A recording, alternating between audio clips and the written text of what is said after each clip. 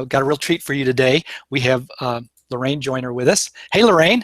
Hi, longtime art director for Peachtree Publishers. Loraine has worked with some of the best author illustrators in the business, and she is going to be our guest critiquer for February 25th. She's going to be the February 25th guest instructor, and we're just so excited to have her doing this for us. She retired from Peachtree just around the end of the year. The work is still very much on her mind, and so we're going to tap into those years of experience and wisdom and good taste and art director's professionalism. She's going to be talking to us like we're professional peers and looking at our work, and she's got a very, very specific assignment for us for our night with her on the 25th. I'm telling you what, it's really, really a time crunch.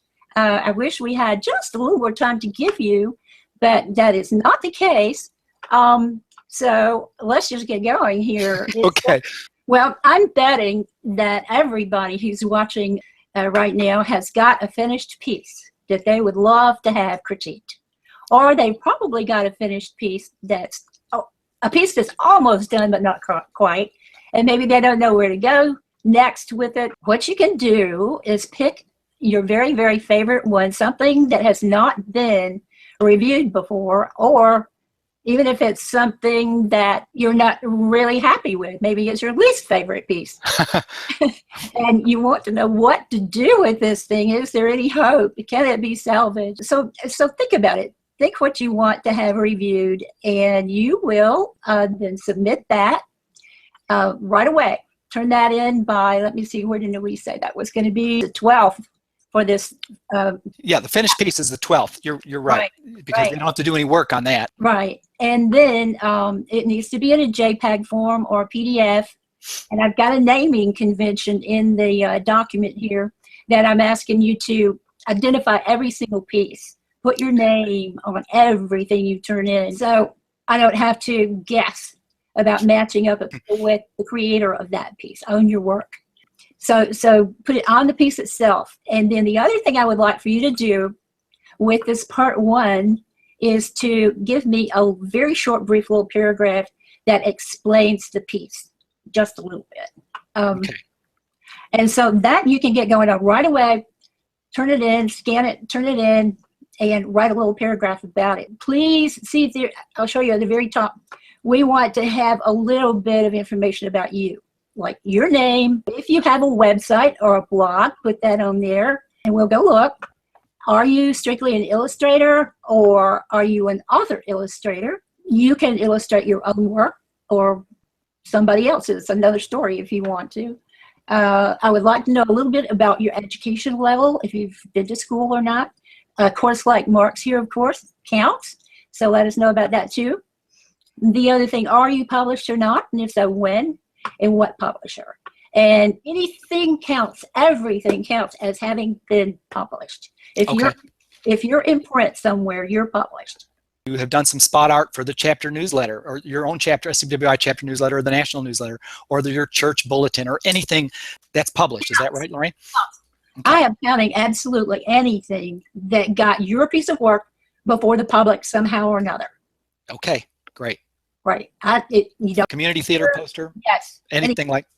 Particularly that has a character, or if there's anything that resembles story, okay, that would be good. That would be terrific. But any little thing that you may have had published counts. Okay. In my book. And I'm sure in yours too, Mark. For sure. So that's quick. Then that's part one. Okay. Part one. And then while you're doing that, you might also want to think about part two, because it is going to be about character development.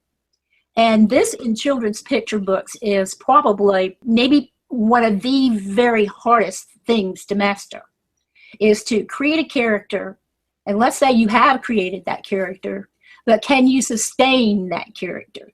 So you want to learn everything you can about that character. To do this assignment, I'm going to suggest that we start with stories from Hans Christian Andersen. He is in the public domain, and his stories are very familiar to most of us. As you know, his work, if you go back to his originals, they can be a little on the dark side. Yes. Yeah, there's a little bit of death here and there and that sort of thing. If you think you can get away with it, go ahead and try it.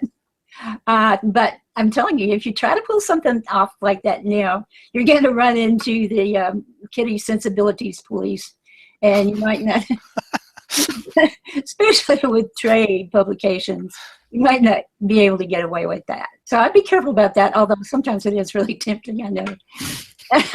So out of those Hans Christian Andersen stories, I have selected The Emperor's New Clothes, The Little Mermaid, The Little Match Girl, The Constant Tin Soldier, The Ugly Duckling, The Flying Trunk, The Shepherdess and the Chimney Sweeper, and Thumbelina. If one of those suits you, don't feel like you have to be limited to just that. But a classic, go find a classic somewhere that really speaks to you. Let's do Little Red Riding Hood again.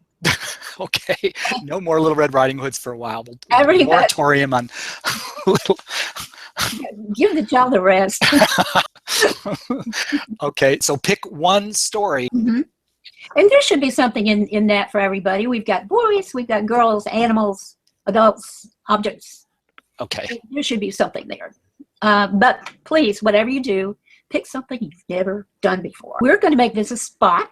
A piece of spot art. Okay. Be full page or double spread. It does not have to be that, because you don't have time for that.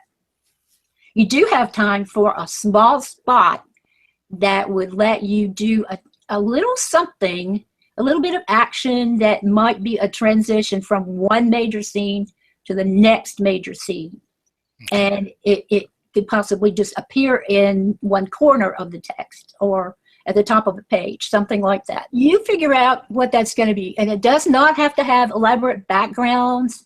I would love to see some action or interaction between a couple of characters, or a character reacting to something. But start, once you've selected what you think you're going to do for your spot drawing, then draw that character over and over and over and over again. It would be kind of nice if you could do it all at one sitting. Sometimes you can't. Sometimes it will just elude you, and you will have to go back and visit that character again. But eventually, that character is going to begin to speak through you. It's like you're channeling that character. Even though you're inventing this character in your head, he's taken over your thinking and coming out through your fingers. You just draw them as much as you possibly can until you feel that begin to emerge, and then figure out what their personalities are. What are they like? Why are they motivated to do what they're doing? What's driving this action for them? If there are more than one character, who dominates? How do they show that they're dominating? Why do they do this? If you can create an interaction, that gives evidence that you really, really can control that character in a situation, rather than just having them stand there like a dress mannequin. I would love to see movement or turning or a different point of view, let's say from bottom up or top down. Get some variety in it, but don't make it really monumental. This is a spot. You're saying it could be an ink line, a pencil, rough, charcoal, and you state these on the sheet that you guys will be downloading.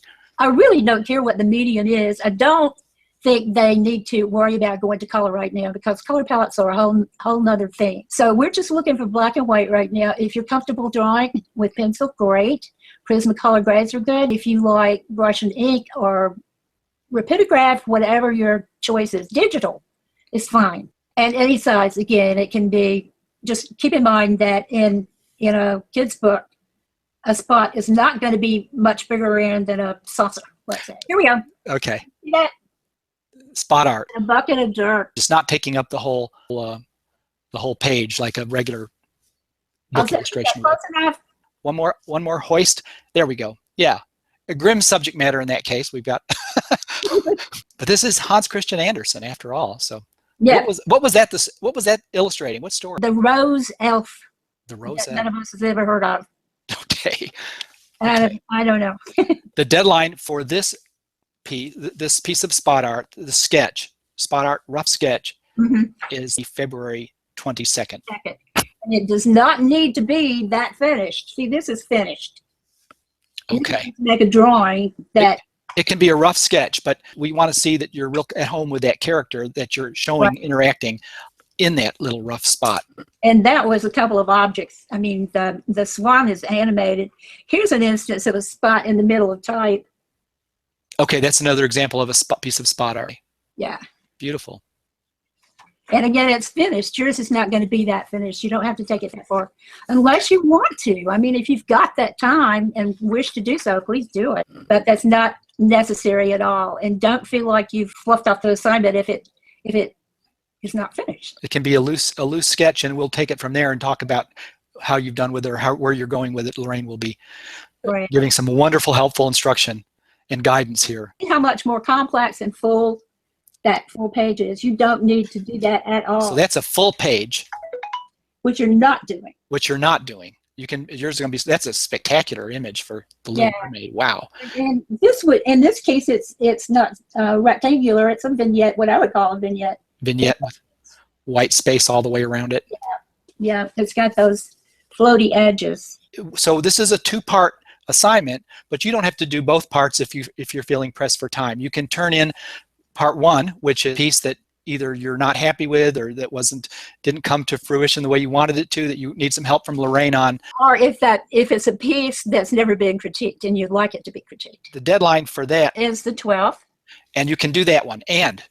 Or you can do part two of the assignment, which Loraine has just given you, and that's the spot art. I'd like to have those characters by the 22nd. So that gives me a couple of days to ruminate.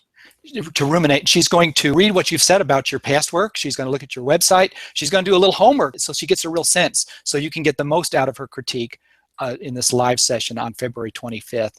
Yeah, and if you've got that blog or the website, that's very much what art directors are doing these days to find their talent. We know that we're giving you guys a tight deadline, simulating real world scenarios. We're also going to get to hear Loraine talk a little bit about some of the work she's done for Peachtree, kind of give us some behind the scenes look at what an art director does, what they're all about, and how they make their decisions about your work, and any other insighty tips she can give us. So February 25th.